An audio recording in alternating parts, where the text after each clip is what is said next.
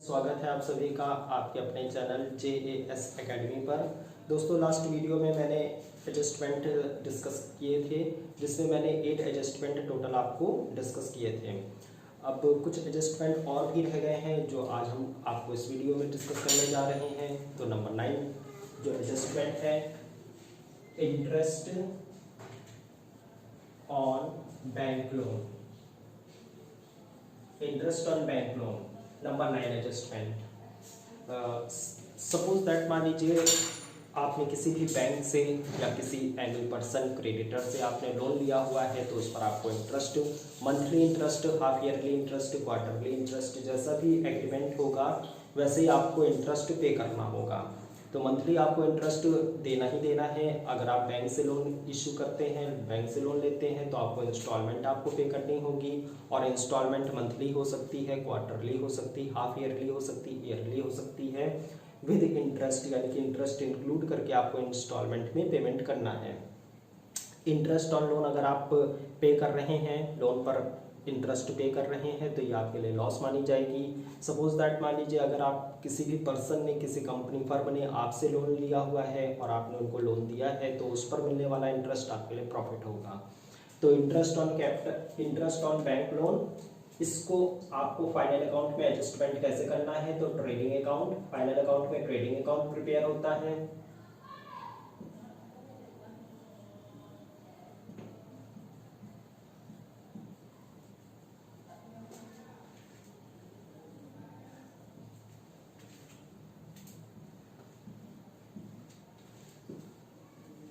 Trading account, profit loss account.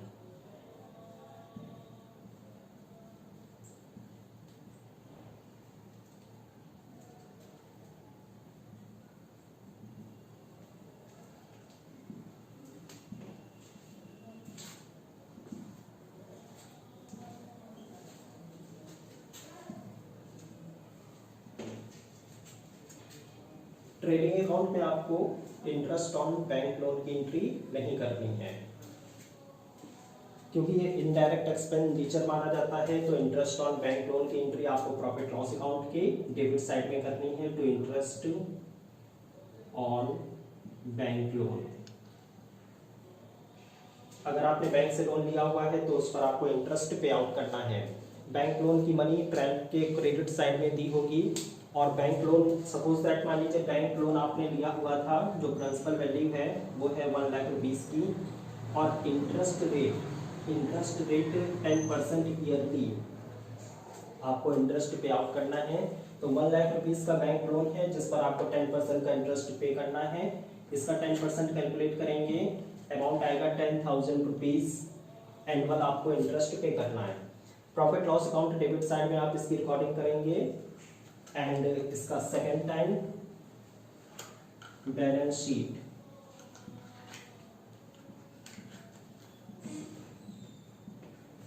Liabilities amount, assets amount.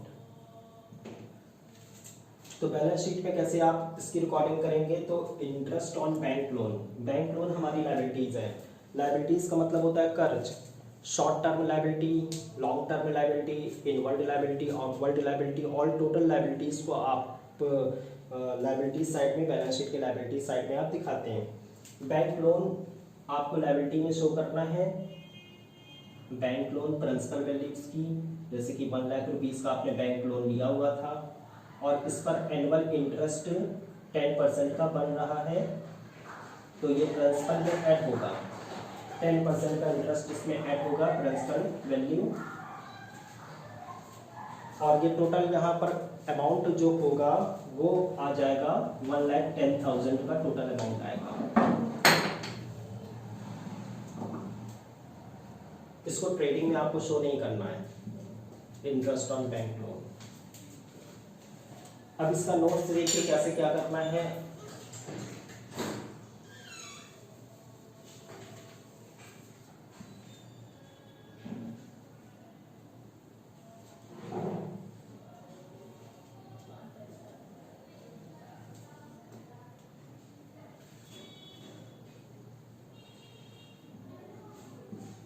Notes, if interest on bank loan given in trial balance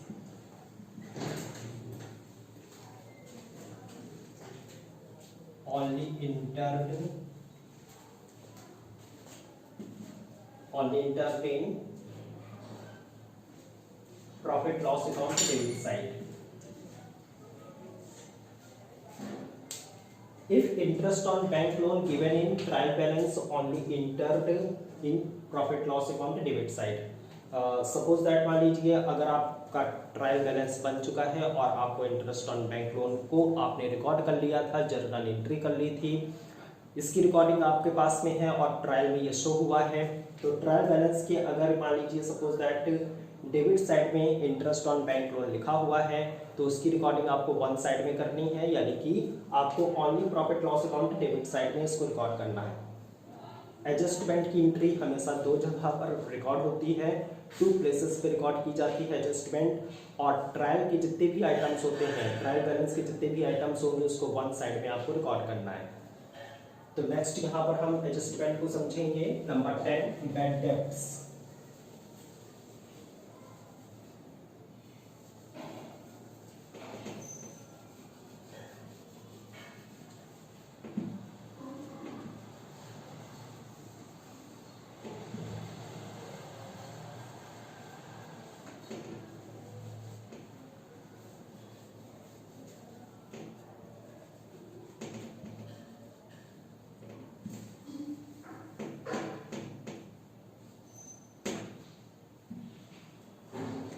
Number 10 bad debts।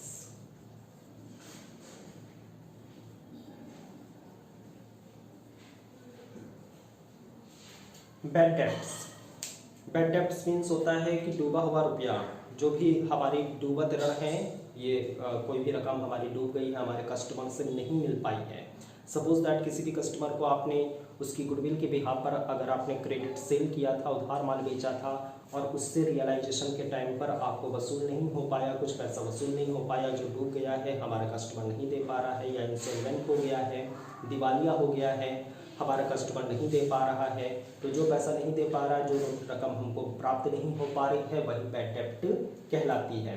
तो bad debts की recording आपको कैसे करनी है? Trading account में आप इसको रिकॉर्ड नहीं करेंगे बैड डेब्ट्स को, प्रॉफिट लॉस अकाउंट के डेबिट साइड में आप इसको लिखेंगे बैड डेब्ट्स।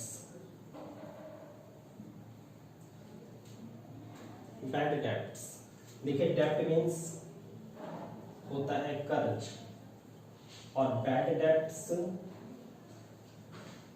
मीन्स होता है कि कर्ज पे ली हुई रकम डूब गई है।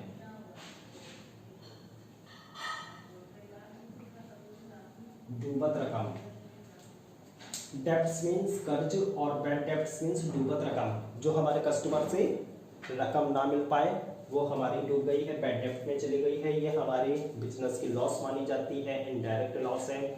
प्रॉफिट लॉस अकाउंट के डेबिट साइड आपको इसको रिकॉर्ड करना है one time, and second time आप इसकी रिकॉर्डिंग कहाँ करेंगे? बैलेंस शीट एसेट्स साइड में डेब्टर्स। डेब्टर मीन्स कस्टमर जिनको आपने उधार माल बेचा है या उधार रुपए दिए हैं, इनमें से आप माइनस करेंगे बैड डेब्ट्स। डेब्टर्स से बैड डेब्ट्स को माइनस करके टोटल मनी आप एग्जैक्ट जो भी नेट मनी होगी डेब्टर की आपको आउट शो करना है। अब इसका नोट्स देखिए कैसे करना है।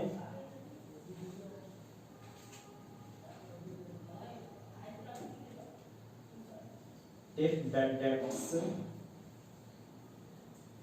given in trial balance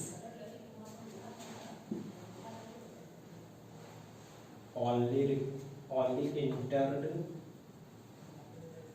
in profit loss account debit side,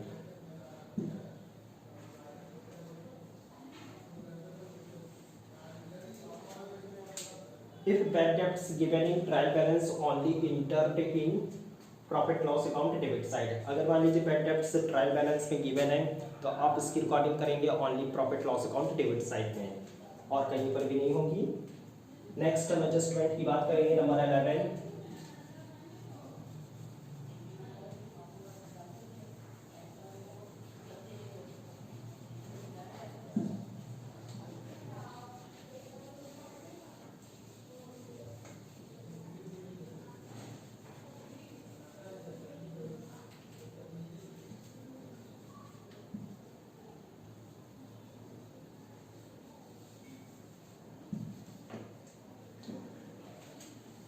Number 11 adjustment.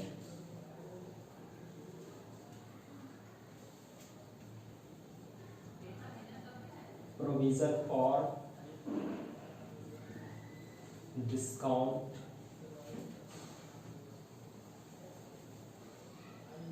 discount on debtors.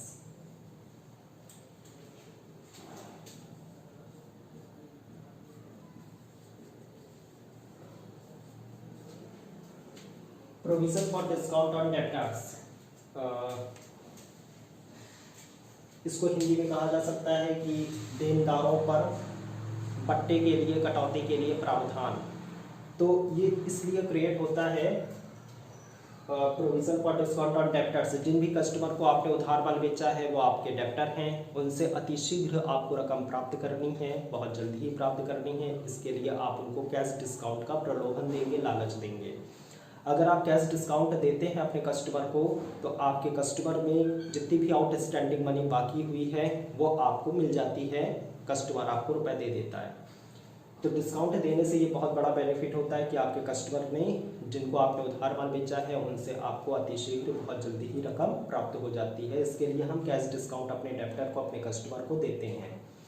ये बिजनेस के लिए लॉस मानी जाती है एंड सेल्स को ज़्यादा से ज़्यादा प्रमोट करने के लिए भी। एक बिजनेसमैन क्या करता है, कंपनी फर्म अपनी सेल को ज़्यादा से ज़्यादा प्रमोट करने के लिए डिस्काउंट के बिहाफ पर कस्टमर को गुड्स की सेलिंग करती है। तो जो भी, अगर आपने मान लीजिए डिस्काउंट के बिहाफ पर, कैश डिस्काउंट के बिहाफ पर अपने गुड्स की, अपने प्रोडक्ट की सेल करना स्टार्ट कर दिया तो आपकी सेल इंक्रीज होती जाएगी, सेल्स प्रमोशन होता जाएगा। तो ये डिस्काउंट अपने कस्टमर को दिया हुआ डिस्काउंट है, इसलिए बिजनेस की लॉस मानी जाती है। इसकी रिकॉर्डिंग आपको ट्रेडिंग अकाउंट में नहीं करनी है, इसकी रिकॉर्डिंग आपको profit loss account debit side में करनी है, क्योंकि ये इनडायरेक्ट लॉस मानी जाती है। To provision for discount on debtors.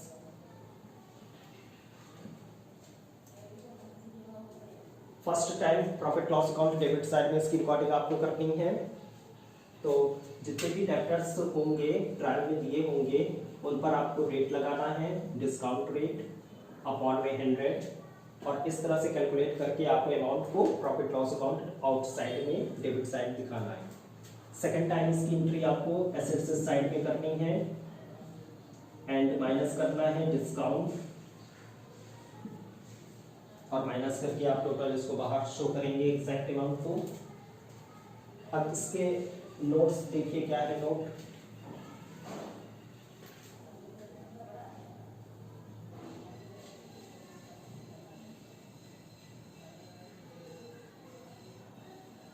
If provision for discount on debtors given in trial balance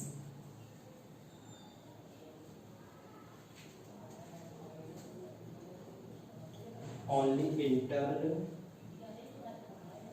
in profit and loss account debit side.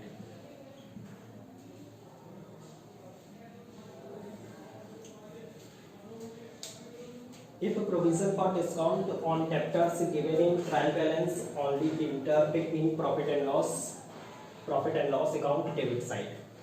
तो ध्यान रखिएगा कि ट्रायल बैलेंस के जितने भी आइटम्स होते हैं वन साइड में रिकॉर्डिंग की जाती है, वन टाइम रिकॉर्ड होता है।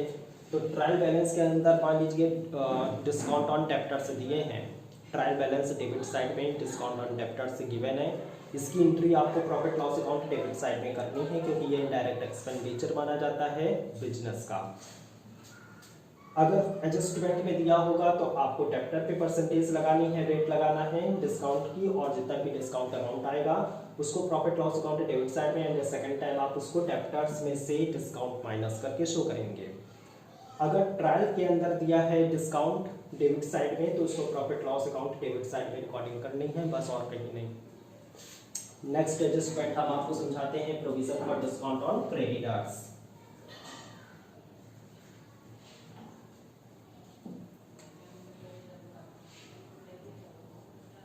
Provision for discount on creditors।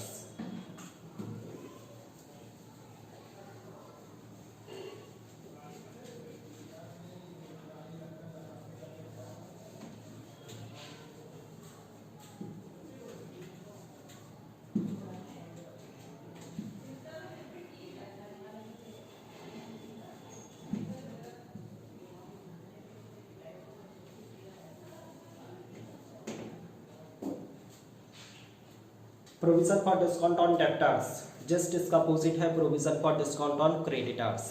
Creditors means supplier जो आपको टाइमली गुड्स की सप्लाई करते रहते हैं, उधार माल आपको देते रहते हैं या उधार रुपए से आपकी इकोनॉमिकल फाइनेंशियल हेल्प करते रहते हैं, उनको कहा जाता है क्रेडिटर्स। जो आपको उधार माल देते हैं या उधार रुपए देते हैं और आपकी फाइनेंशियल हेल्प करते हैं, उनको क्रेडिटर के नाम से जाना जाता है। अगर क्रेडिटर डिस्काउंट देता है तो वो हमारे लिए प्रॉफिट माना जाता है, हमारे बिजनेस के लिए प्रॉफिट होता है।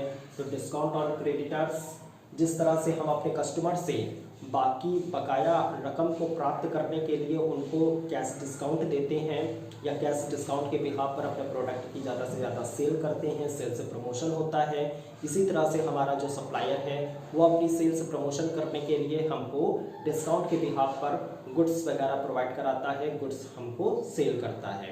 तो अगर हम उससे अपने क्रेडिटर से, अपने सप्लायर से गुड्स की परचेसिंग करते हैं, वो भी कैश डिस्काउंट के बिहाफ पर, तो ये डिस्काउंट हमारे लिए प्रॉफिट माना जाता है, डिस्काउंट ऑन क्रेडिटर्स। इसकी एंट्री हमको profit loss account credit side में करनी है bye discount on creditors.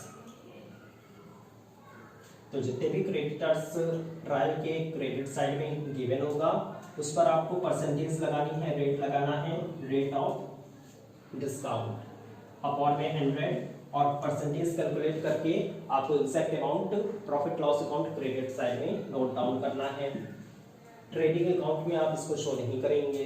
Second time आप इसको लायबिलिटीज में क्रेडिटर्स लिखेंगे और इसमें से माइनस करेंगे डिस्काउंट ऑन क्रेडिटर्स, माइनस करके एग्जैक्ट जो भी नेट अमाउंट आएगा क्रेडिटर का आप उसको आउट शो करेंगे लायबिलिटीज के कॉलम में, लायबिलिटी साइड में। अब इसका नोट्स देखिए, if provision for discount on creditors, if a provision for discount on creditors given in trial balance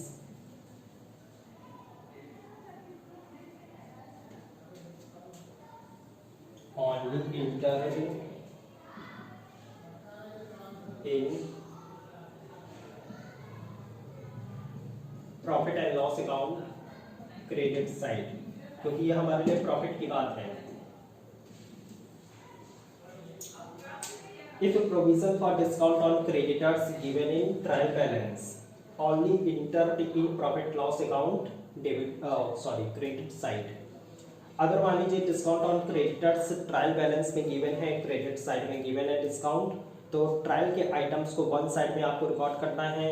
आपको क्या करना है कि डिस्काउंट ऑन क्रेडिटर्स ट्रायल के क्रेडिट में है तो इसको प्रॉफिट लॉस अकाउंट के क्रेडिट साइड में ही आप इसको नोट डाउन करेंगे और फिर बैलेंस शीट में नहीं आएगा। अगर मान लीजिए एडजस्टमेंट में दिया है डिस्काउंट ऑन क्रेडिटर्स, तब आप इसको टू साइड में आपको रिकॉर्डिंग करनी है, टू प्लेसेस पे रिकॉर्डिंग करनी है, प्रॉफिट लॉस अकाउंट में डेबिट साइड में एंड सेकंड टाइम लायबिलिटीज में क्रेडिटर से माइनस करके आपको शो करना होगा। नेक्स्ट एडजस्टमेंट हम समझते हैं number 12, provision for doubtful bad debts. Number 12, provision for doubtful bad debts on debtors. Provision for doubtful bad debts on debtors.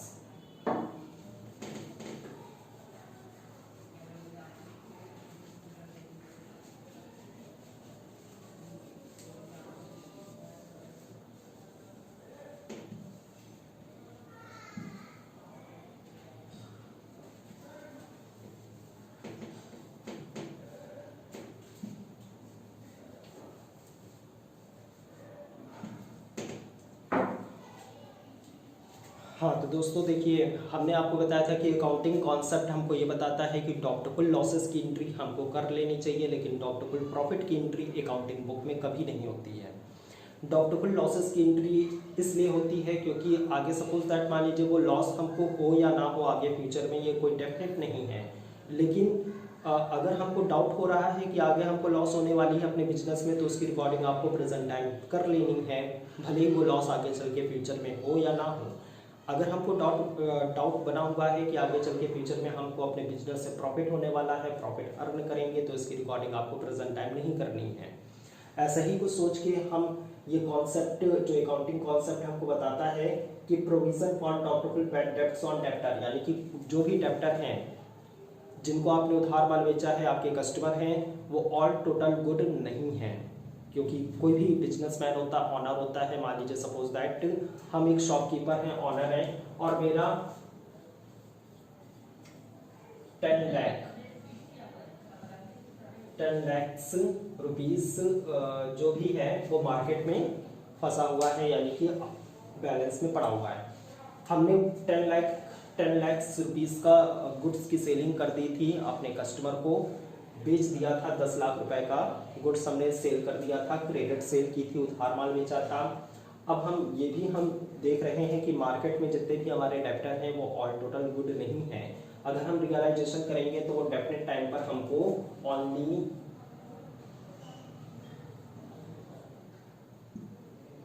9,99,000 rupees, 9,99,000, यानी कि 9,99,000 रुपीज ही रियलाइजेशन हो पाएगा, 1,000 रुपीज हमको रियलाइजेशन नहीं हो पाएगा।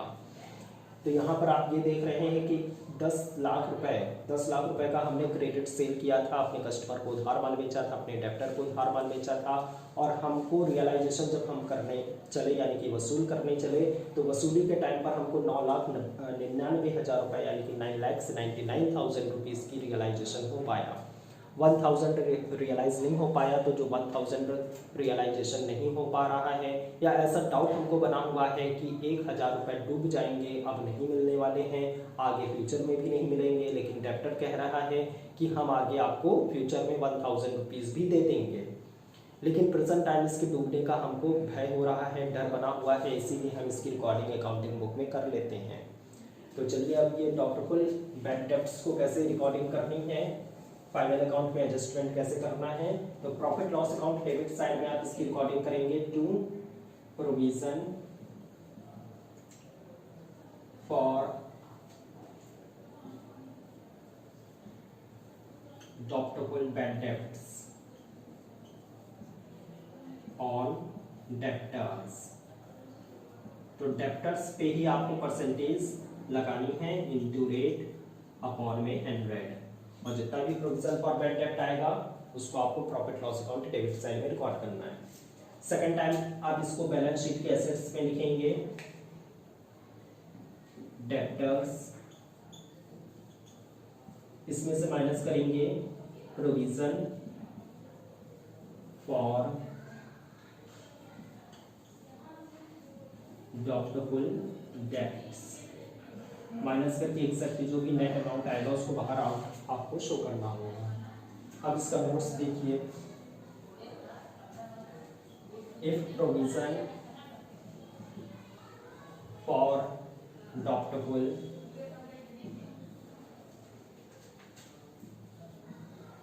Bad debts on debtors given in trial balance, trial balance, credit side, only entered in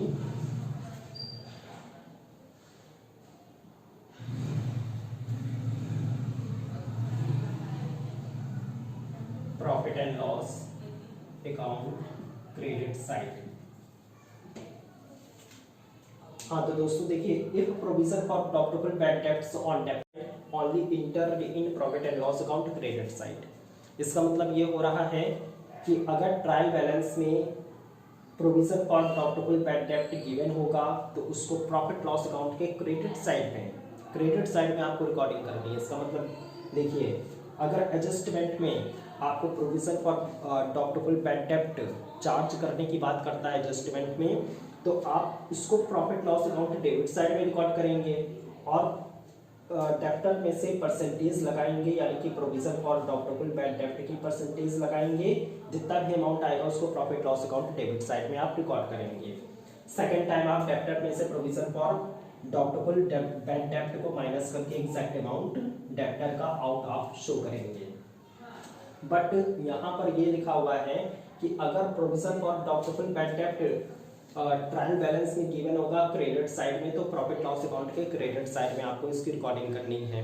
कहने का मतलब ये है कि ये बैड डेब्ट के लिए मैंने यहाँ पर प्रोविजन क्रिएट किया हुआ था, डॉक्टरबल बैड डेब्ट के लिए हमने प्रोविजन को लास्ट ईयर में क्रिएट किया हुआ था। बट क्या है कि करंट ईयर में वो हमारा रुपए जो डूब रहा था, जो हमको डाउट हो रहा था कि हमारे रुपए डूब जाएंगे, जैसे कि 10,000 का हमने क्रेडिट सेल किया था किसी कस्टमर को, उधार माल बेचा था किसी कस्टमर को 10,000 रुपए का, इनमें से हमको 9,000 रुपए मिल गए हैं।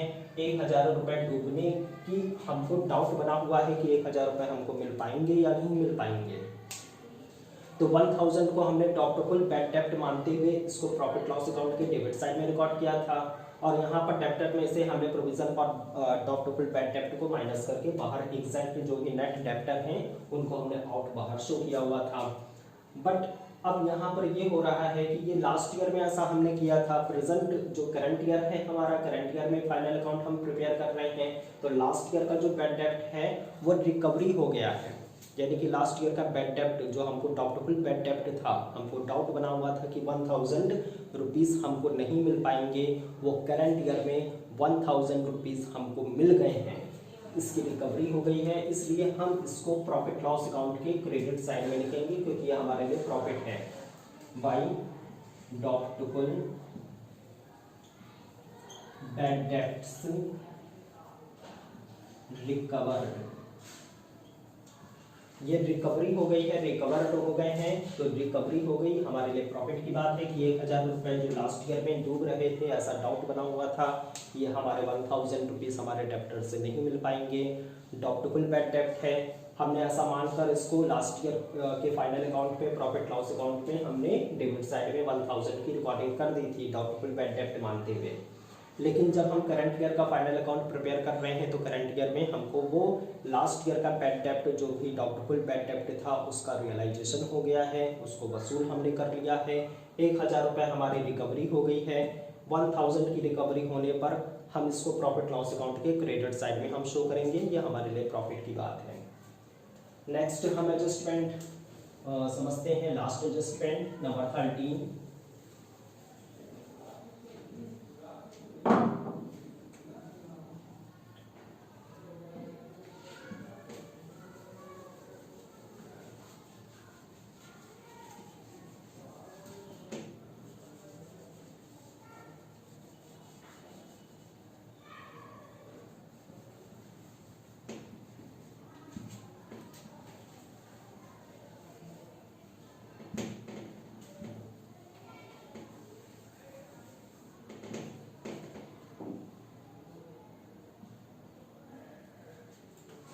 नंबर 13,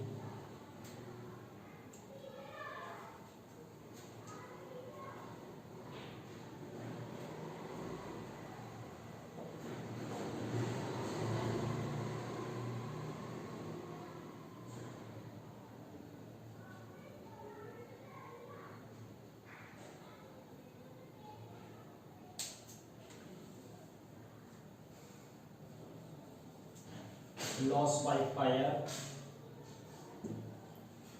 वो भी गुड्स की। देखिए कुछ ऐसा भी हो जाता है कि हमारी शॉप में जो भी कर्मचारी काम कर रहे थे, ये एक्स्ट्रा एडजस्टमेंट है, मतलब कि थोड़े और ज़्यादा एडजस्टमेंट हमने लिख दिए हैं। लॉस बाय फायर गुड्स, कर्मचारियों की लापरवाही, जो हमारे एम्प्लॉय हैं वो हमारी शॉप में हमारे साथ में वर्क कर रहे हैं और उनकी कुछ लापरवाही होती है या ऑनर की लापरवाही होती है, इसकी वजह से कभी कभार लापरवाही से गुड्स जो भी स्टोर किया हुआ है, शॉप में रखा हुआ है, वो आग से जल के राख हो जाता है, नष्ट हो जाता है, ये बिजनेस के लिए लॉस मानी जाती है।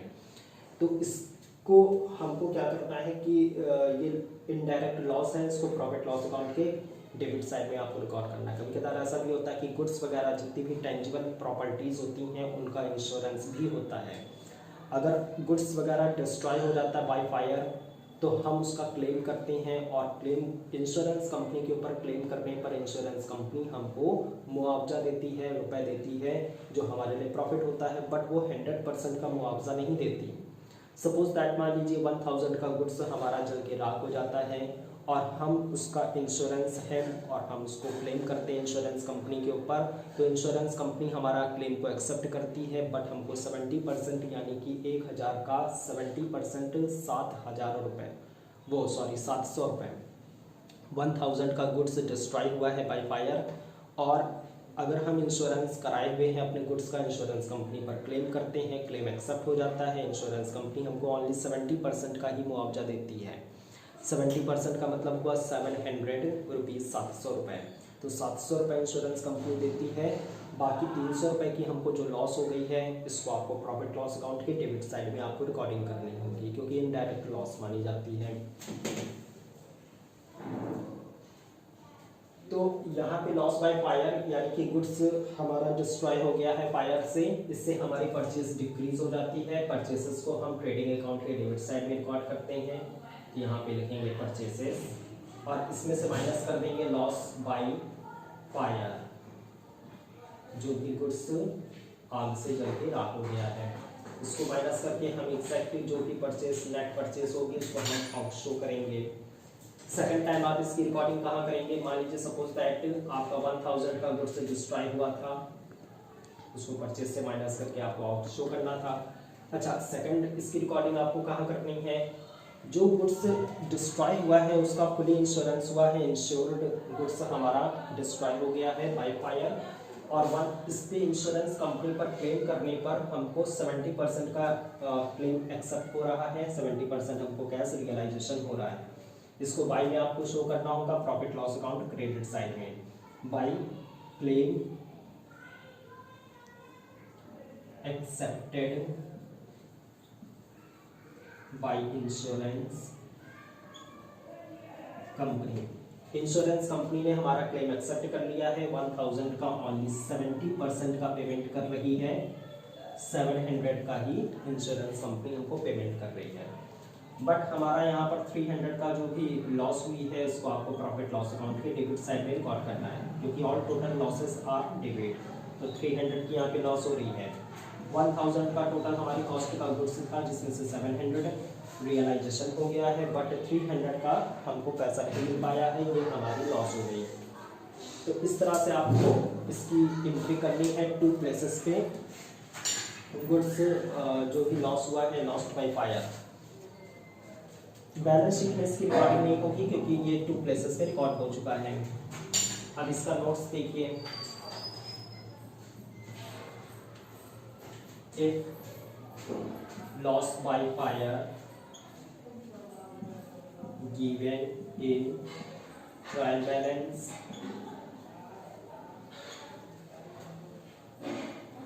only entered in profit loss account debit side, profit loss account debit side।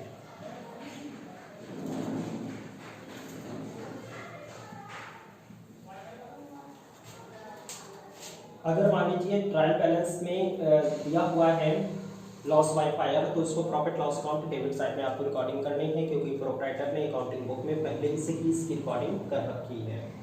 Next adjustment हम समझते हैं ऐसे ही कुछ भी छोटे छोटे adjustment. Loss by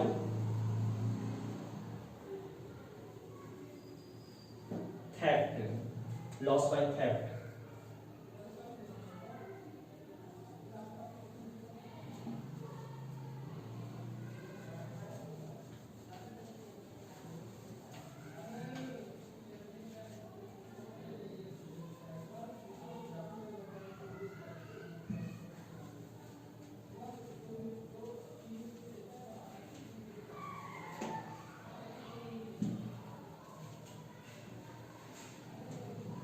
loss by theft जैसे कि मान लीजिए गुड्स भी चोरी हो सकता है, और जो भी हमारे पास में शॉप में कैश रखा हुआ है वो भी चोरी हो सकता है एम्प्लॉय की या ऑनर की लापरवाही से। ये दोनों ही लॉस मानी जाती है। अगर मान लीजिए सपोज दैट गुड्स डिस्ट्रॉय होता, वो लॉस हो जाती है, चोरी हो जाता है गुड्स, तो इसकी आपको एंट्री कैसे करनी है, एडजस्टमेंट में एडजस्ट कैसे करना है। ट्रेडिंग अकाउंट के डेबिट साइड में परचेसेस लिखेंगे, टोटल परचेसेस, जिसमें cash purchase and credit purchase दोनों ही परचेज आपको लिखनी है, और इसमें से माइनस करना है लॉस बाय थेफ्ट। अगर गुड्स चोरी होता है तो आप इसको माइनस करेंगे, और एग्जैक्ट जो भी नेट परचेसेस आएगी इसको आउट आपको शो करना है। सेकेंड एंट्री आप इसको रिकॉर्ड करेंगे profit loss account debit side में उसी तरह से करना है। अगर मान लीजिए गुड्स इंश्योर्ड है और इंश्योरेंस कंपनी पर आप क्लेम कर रहे हैं, सपोज दैट मान लीजिए गुड्स आपका 1000 का चोरी हो गया है और इंश्योरेंस कंपनी पर क्लेम करने पर आपको 70% का ही क्लेम एक्सेप्ट हो रहा है, तो ये हमारे लिए प्रॉफिट की बात है, और इसको आपको क्रेडिट साइड में profit loss account credit side में रिकॉर्ड करना है। By claim accepted by insurance company. 1000 का गुड्स है और इसका 70% रियलाइजेशन हो पा रहा है, एक्सेप्ट हुआ है क्लेम 700 एंड 300 यहाँ पर हमारा लॉस हो गई है। इसको यहाँ पर profit loss account debit side में रिकॉर्ड करना है। By loss to loss by theft 300।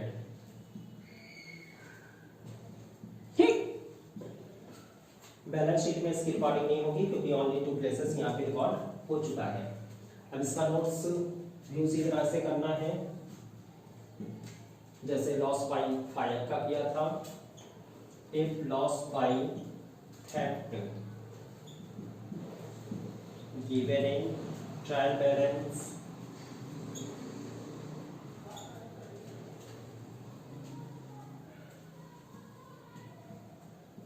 only entered in profit loss account debit side। अगर मान लीजिए ट्रायल बैलेंस में, तो इसकी रिकॉर्डिंग आपको profit loss account debit side में ही करनी है और कहीं नहीं करनी है। अब हम चैरिटी पर डिस्कस करेंगे कि चैरिटी जैसे कि दी हुई है या प्राप्त की है।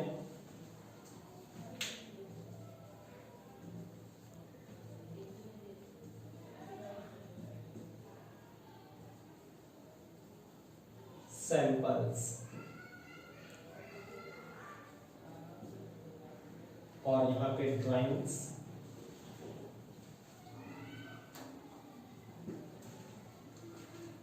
ये 3 एडजस्टमेंट है। जैसे कि प्रोप्राइटर ने गुड्स, उसकी जो भी शॉप में गुड्स स्टोर किया हुआ है उस गुड्स को उसने चैरिटी में दान में दिया हुआ है, या सैंपल्स में कभी कभार कस्टमर को सैंपल भी देने पड़ते हैं, और जब तक ये सैंपल नहीं प्रोवाइड किया जाता है तब तक ये कस्टमर ऑर्डर नहीं करता है, गुड्स की सेल नहीं हो पाती है।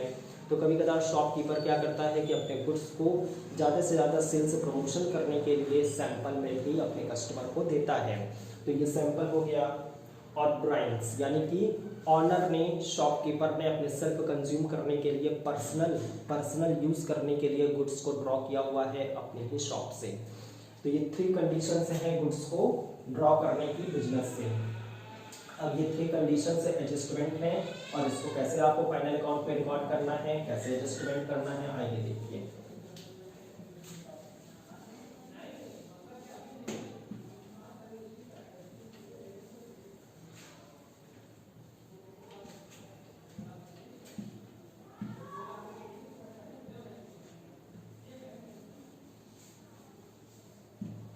तो ट्रेडिंग अकाउंट में आपको डेबिट साइड में परचेसेस लिखनी है, जिसमें आपने नकद खरीदा, उधार खरीदा, दोनों लिखना है। Credit purchase, cash purchase, total purchase, और फिर इन साइड लिखिएगा, इसमें से माइनस करेंगे जो भी गुड्स आपने चैरिटी में दिया हुआ है, दान में दिया हुआ है, उसको भी माइनस करना है। फिर माइनस करना है सैंपल्स में दिए हुए गुड्स को भी आपको माइनस करना है, जो सैंपल में दिया हुआ है। फिर माइनस करना है आपको ड्राइंग्स, यानी कि ऑनर ने अपने पर्सनल यूज करने के लिए गुड्स को ड्रॉ किया है अपने ही बिजनेस से। इसको माइनस करके एग्जैक्ट जो भी नेट परचेस होगी उसको आउट आपको शो करना होगा।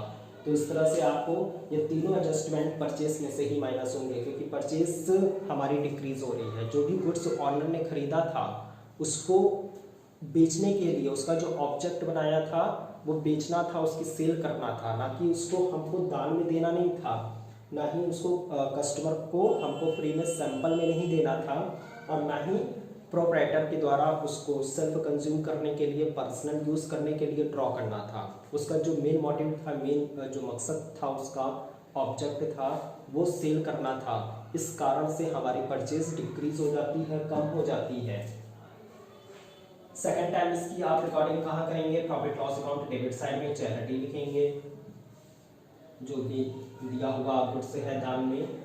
सैंपल्स जो भी आपने दिया हुआ था गुड्स, वो भी आप profit loss account debit side में रिकॉर्ड करेंगे। एंड जो ड्राइंग है, ये ड्राइंग्स का ट्रीटमेंट कहाँ होगा? ये बैलेंस शीट के लायबिलिटीज में होगा। कैपिटल लिखेंगे, इसमें अगर नेट प्रॉफिट होगा तो एनपी को आपको प्लस करना होगा और नेट लॉस माइनस होगी। इसके बाद में आपको ड्राइंग्स को भी माइनस करना होगा। जो गुड्स वगैरह प्रोप्राइटर ने अपने सेल्फ कंज्यूम करने के लिए ड्रॉ किया हुआ है उसको माइनस भी करना है एज अ ड्राइंग्स, यानी कि ड्राइंग मानकर। ड्राइंग्स मान के आपको माइनस करना है, तो एग्जैक्ट जो भी नेट कैपिटल आएगी वो आपको आउट लायबिलिटी में, बैलेंस शीट के लायबिलिटी में शो करनी होगी। तो इस तरह से ये कुछ छोटे छोटे से एडजस्टमेंट थे जो मैंने आपको बताया, डिस्कस किए।